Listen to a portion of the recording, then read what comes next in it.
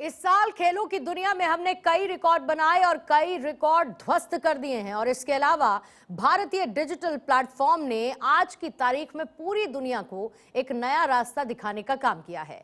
इस साल भारतीय सेना की ताकत में भी इजाफा हुआ तो नक्सलियों पर इस साल अंतिम वार किया गया। इतना ही नहीं, साल 2026 में नक्सलियों के खात्मे की डेडलाइन भी तय कर दी गई।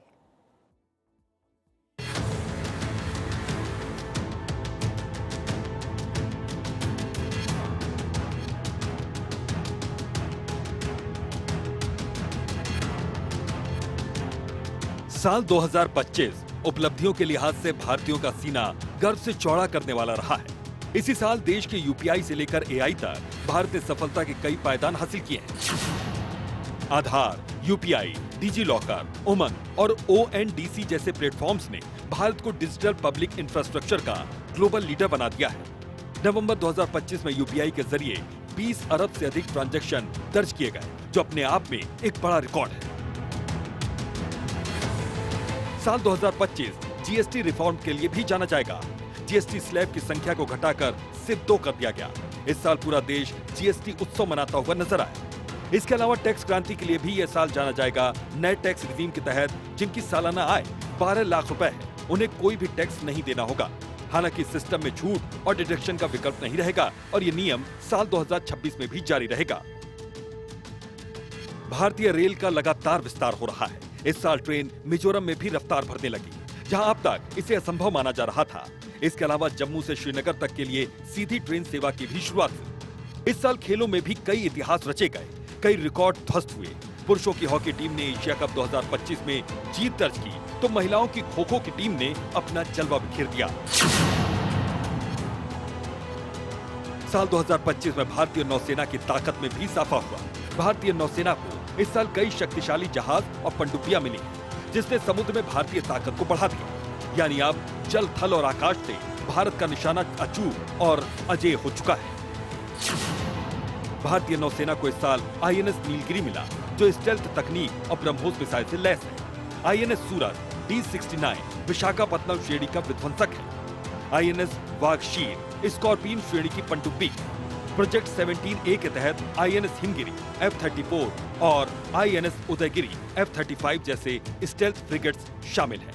इन्होंने नौसेना की क्षमता में बढ़ोतरी की है। साथ ही आईएनएस तमाल और आईएनएस उत्कर्ष जैसे पोत भी नौसेना का हिस्सा बने हैं, जो आत्मनिर्भर भारत की दिशा में एक बड़ा कदम है। इसी साल इसरो का LVM-3 रॉकेट, जिसे प्यार से बाहुबली कहा जाता है, उसने एक बड़ा रिकॉर्ड कायम किया। 6100 किलोग्राम वजन का ये ब्लूबर्ड सैटेलाइट भारत की धरती से लॉन्च किया गया अब तक का सबसे भारी उपग्रह साबित हुआ है।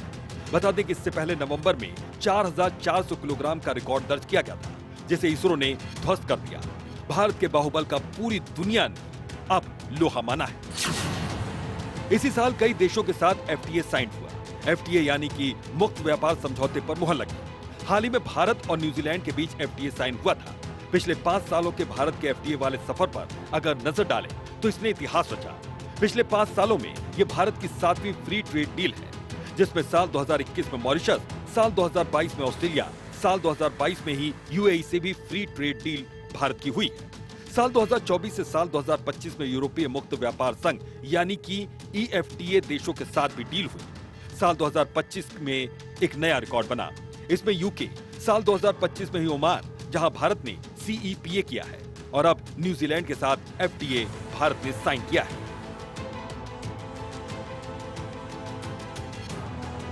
बात करें नक्सलवाद की, तो एक समय जो नक्सलवाद देश को आंखें दिखा रहा था, जो सीधा सरकार तक को टक्कर देता था, वही नक्सलवाद अब अंतिम सांसें गिन रहा है।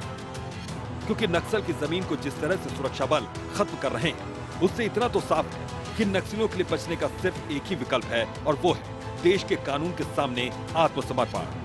और यही वजह है कि अब नक्सलियों को यह एहसास हो रहा है कि उनका साम्राज्य समाप्ति की कगार पर है। ऐसे में सरेंडर करना ही वो तरीका है जिससे उनकी जान बच सकती है।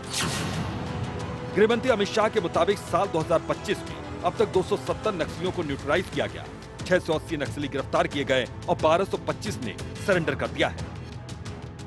जाहिर है कि साल 2025 नक्सलियों के लिए कहां साबित हुआ। कहा जा सकता है कि साल 2025 में ऐसी बाधाओं को भी दूर किया गया जो विकास की राह में रोड़ा बन रही थी। साथ ही विकास को पूरे संयम के साथ रफ्तार भी देने का काम किया गया है। Bureau report, Bharat 24।